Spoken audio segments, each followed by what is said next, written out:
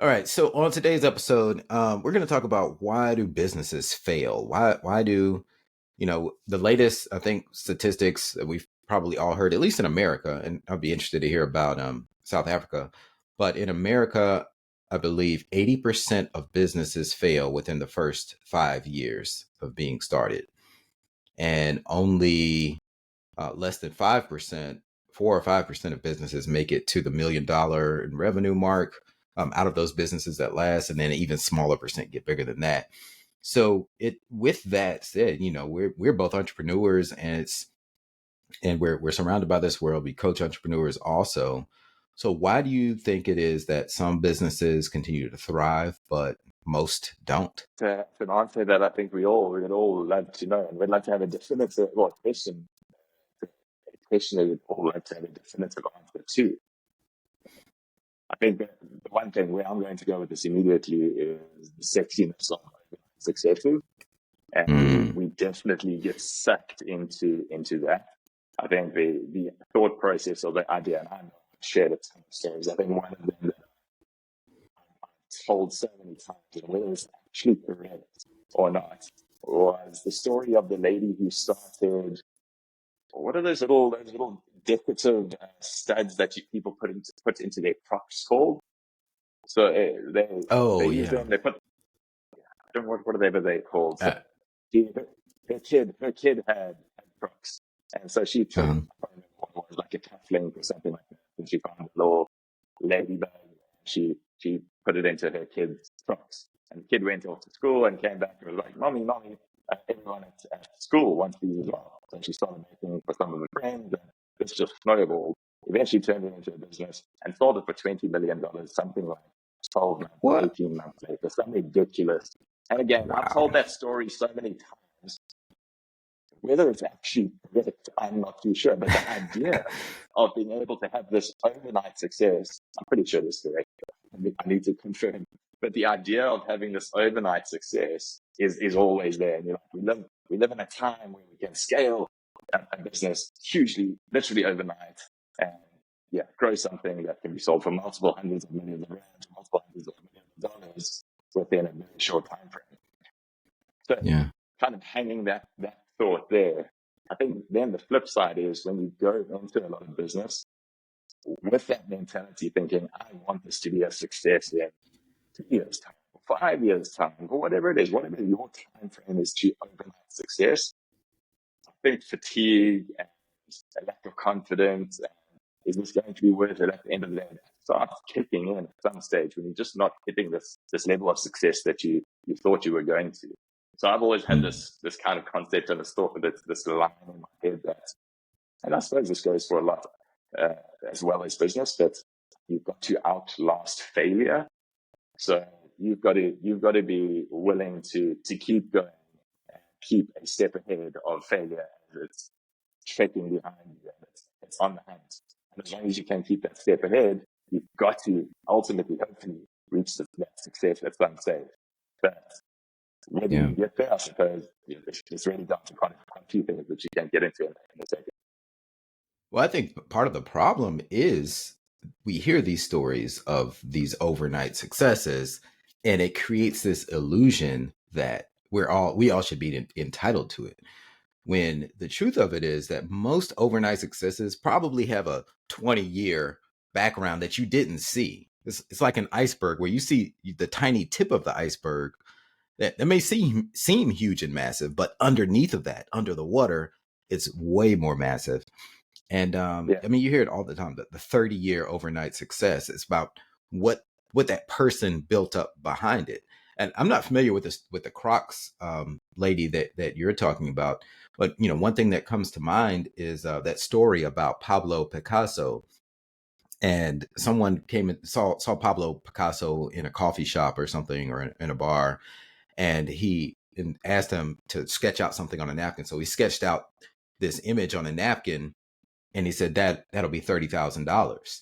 This person was like, but that took you 5 minutes to do. Why do I have to pay you for $30,000? He said, no, that took me 30 years to know how to produce that and to become Picasso, to build up that brand name as well. I mean, those weren't his exact words, but that's really what's in the background when it comes to a quote unquote overnight success.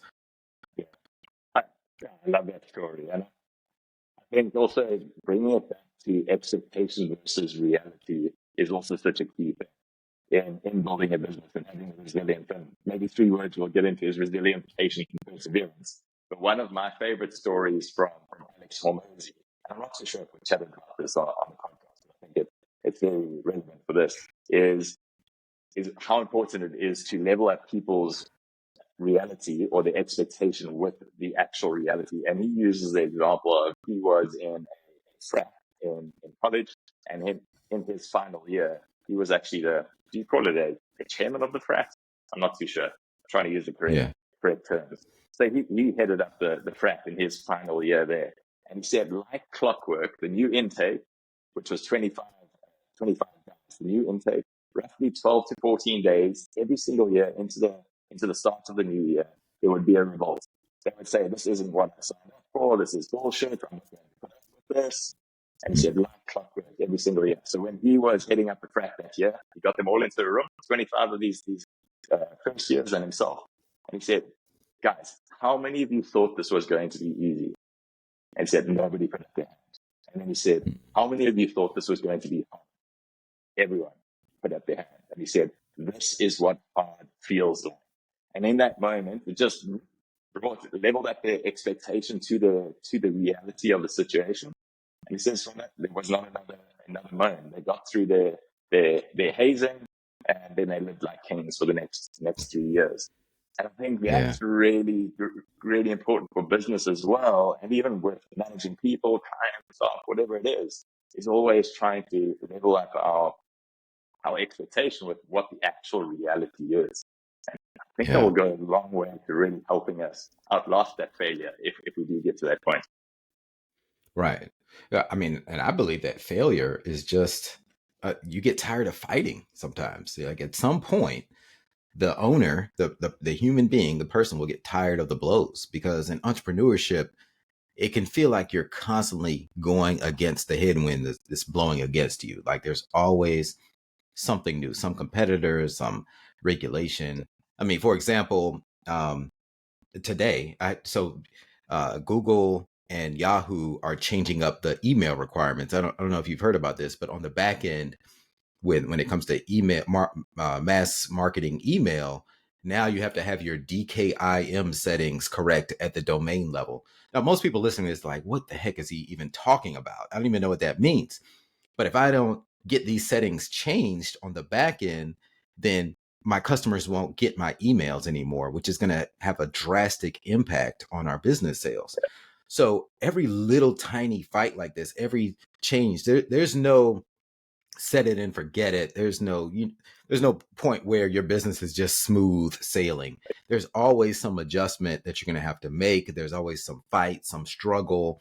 It could be everything from employee issues to a negative customer or a client who's a pain in the ass.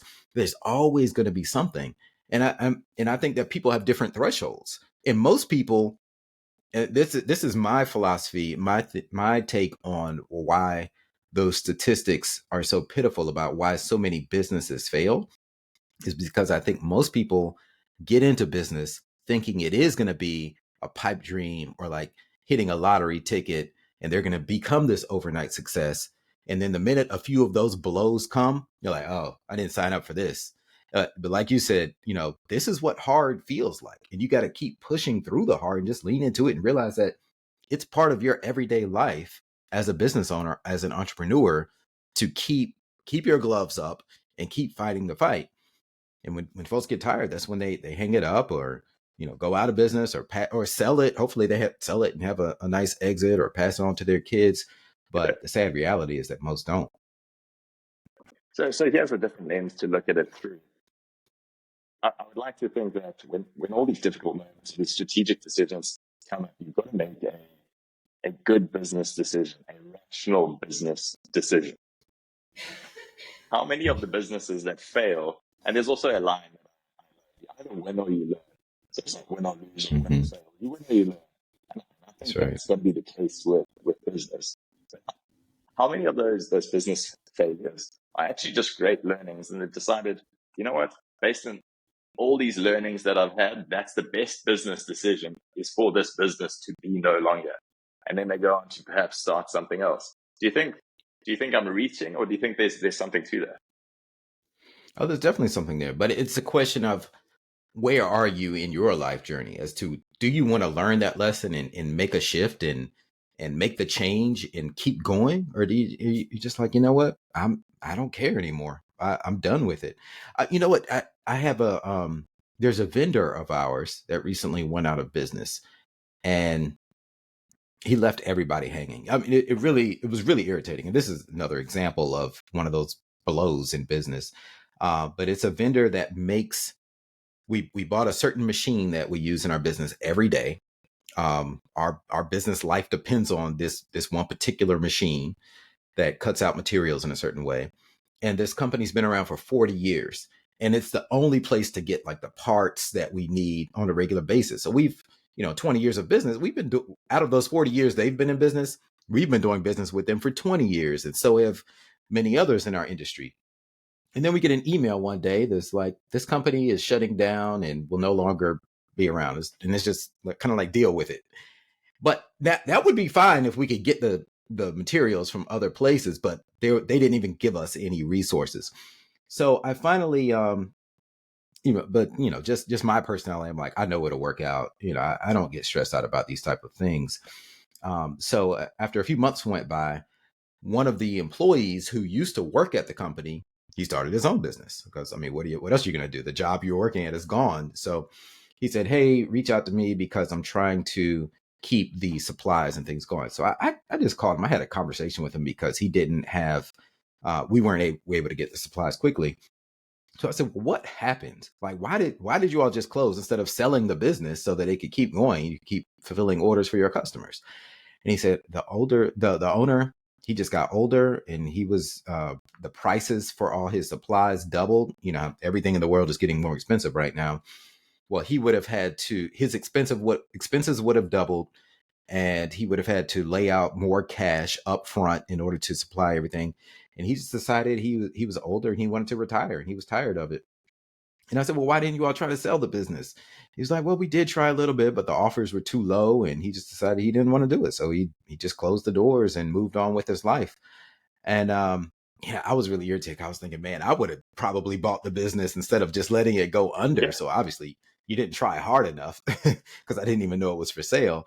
But it was really eye opening. So he was just tired. He was older and tired, and he has different priorities in life, and he left mhm, everybody holding the bag, but he didn't care.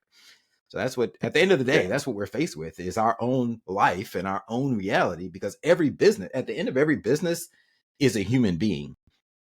Even if it's a publicly traded company. Now, a publicly traded company is going to have more, boards of advisors and, oh, different redundancies. But most the economy is driven by small businesses, and at the helm of those small businesses is a human being who has shit going on in their life, and they may or may not decide to keep going with it. yeah. And they will hit that end, that point of, and that may be early Yeah, in the business's journey, or maybe after 40 years, like you said. But yeah. it's a very interesting story. I mean, if they don't hit that end point while they're alive, we're all going to exit our business one way or the other, right? Yeah, We're going to unfortunately, exit this earth. Yeah. correct, correct. So if we bring it back to the other side of the spectrum, do you think so? And where my mind is at, so Casey Neistat has been speaking a lot about. He likes to use the term patience. So he says he had enough patience to his success in YouTube and media. And he prefers to use the word patience because it's far less sexy than resilience. Like, resilience, you can say, I'm showing such resilience. It feels like you're doing something proactive. Where patience is just sitting back and believing and having faith. I don't mean faith in a religious sense, but having faith that this is going to work and waiting for it. Hmm. What do you think on the difference or your understanding between resilience and patience would be? And do you need to have one, not the other? Do you need to have both? Something I've been thinking about a lot and trying to figure out exactly what the nuance difference between the two is. Um, yeah, that's for me. I think you do need to have both, and the difference is that patience. It, I compare it to fitness. Um, let's say you losing weight, for example. Like right now, at the end of 2023, at the end of last year, my weight was not where I wanted it to be. I'd been eating way too much over the holidays, sitting at my desk, not moving. And man, I looked at the scale. I was like, oh my God, I need to lose 20 pounds. I need to get my body fat percentage back down. I've got to kick things into high gear. But the thing with fitness, as you know, it's not something you do and then you're done and then you're just in shape. It's not like, oh, I'm going to get in shape this week and I'm going to run 10 miles a day for this week and then I'm done. Now I'm in shape for the rest of my life. It doesn't work like that. It's an everyday thing forever. Like it just keeps Yeah, going on and on and on. So you got to have that patience, and you got to also know that when you can ramp up your level of activity and you're watching your macros and changing your diet, you can definitely scale up and scale down. We go through these waves of when it comes to our nutrition and fitness, but your results aren't going to happen overnight. I'm not going to lose that 20 pounds in one day just because I willed it. It's going to take patience for me to get there. Now, so far over the past few weeks, I'm about 5 pounds down because I'm measuring and I'm tracking. But if I said to myself, oh, this is taking too long, I just give up, I'm not going to lose the weight. So I got to have patience to hit my goal. But I still have to do the work. So patience doesn't mean just sitting around waiting. I got to get out there, put one foot in front of the other. I got yeah, to log my meals in my fitness pal and watch it every single day. And then gradually I'm going to reach that goal. So that's where you have the patience mixed with the resilience to actually do the thing that you need to do. And I think yeah. the same applies in business. Yeah, I definitely like that with what you're saying with patience. As well, just sitting there, I think still going to do the work. I think where resilience comes in is also, I suppose we could try and connect it to anti-fragility, but resilience is almost the practice of things are going to go wrong. Patience, you're doing the work. Things are not necessarily perhaps going wrong. So in the example of fitness and losing weight, patience, you doing the work, and you know, your starting weight is 100 kilograms, 100 kgs. And if you're patient, you keep doing what you're doing, you're going to get down to your goal weight of 80, and you slowly see it going in the right direction. Resilience in that example might be you've got your goal weight, but it fluctuates. You start at 100, and for whatever reason, you go up to 105 because you started let's say you started some weight training, and you put on some muscle mass, which is heavier than fat. So your weight has actually gone up. You almost need to show resilience now because you've gone in the opposite direction of what you wanted to do. You need to bounce back stronger and not let that derail you and Mm-hmm. cause you just to throw in the towel at that point. So that for me is probably the difference Yeah. between the resilience and the patience. And you absolutely need to bring those together and have both. Yeah. Or as simple as if you say, well, I'm going to get in cardio every single day. I'm going to go, and you have in your mind, well, I'm going to go run 5 miles a day. Well, what are you going to do when it's cold and rainy and icy outside? Yeah, You Are you going to give up? No, you gotta adjust. It's like, okay, either I'm going to wrap up and go out there anyway, or I'm going to get on the exercise bike, or I'm going to get on the rower machine, but I'm getting it done no matter what because I committed to that. So that's the resilience part of it. In the I think the yeah, patience part comes with actually seeing results, because sometimes it can take a while. You brought up Casey Neistat. He's the YouTuber guy, right? So yeah, it can take a while to see results before something goes viral and you're getting these big deals and like you become a true influencer and a brand name. That typically doesn't happen overnight. Someone that people Kylie Jenner. You familiar with Kylie Jenner? I think she's the youngest billionaire. Okay, so a lot of people say, "Oh, she's the youngest billionaire. She was an overnight success." No, she wasn't an overnight success. If it goes back to, well, first of all, her dad, he was the famous lawyer with OJ, right? Kardashian. yeah, And then you have her sister put out a sex tape which generated a lot of buzz. But then the mom really was smart in how she leveraged that attention and really created the reality show and made them all household names and brand names. So then Kylie comes and does something with that, with our makeup line. And so, but it was because of all of the events that came before her that she really had nothing to do with. Um, and but there were some smart decisions made along the way. And a lot of people give the Kardashians a hard time, but honestly, I give them, especially the mother, give her lots of props and respect because of her business savvy and how she leveraged that attention into making them a family of billionaires. But I was just in the airport coming back from Orlando, and there are Kylie vending machines in both of the airports I was in. There, she has vending machines like in every terminal. So she not only was she smart enough to yeah, these like huge vending machines where you can just buy makeup. It's just like Kylie skin.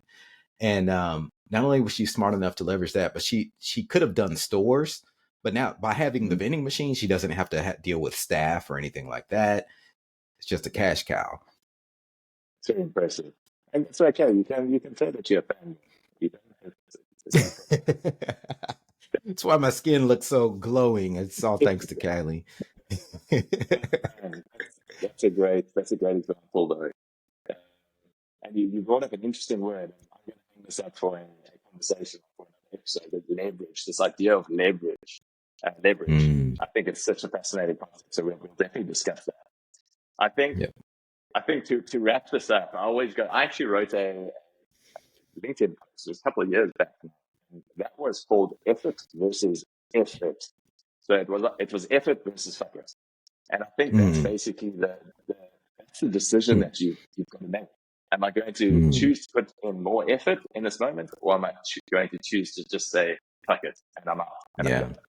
So Yeah. again, keep that top of mind: effort or effort. So is it effort or fuck it at this point? So, That's great. yeah, That's that's a great way to put it. I it's think it's a great place to wrap it. amazing. Right, looking forward to seeing you on the next one. Thanks, Ethan. All right, Justin.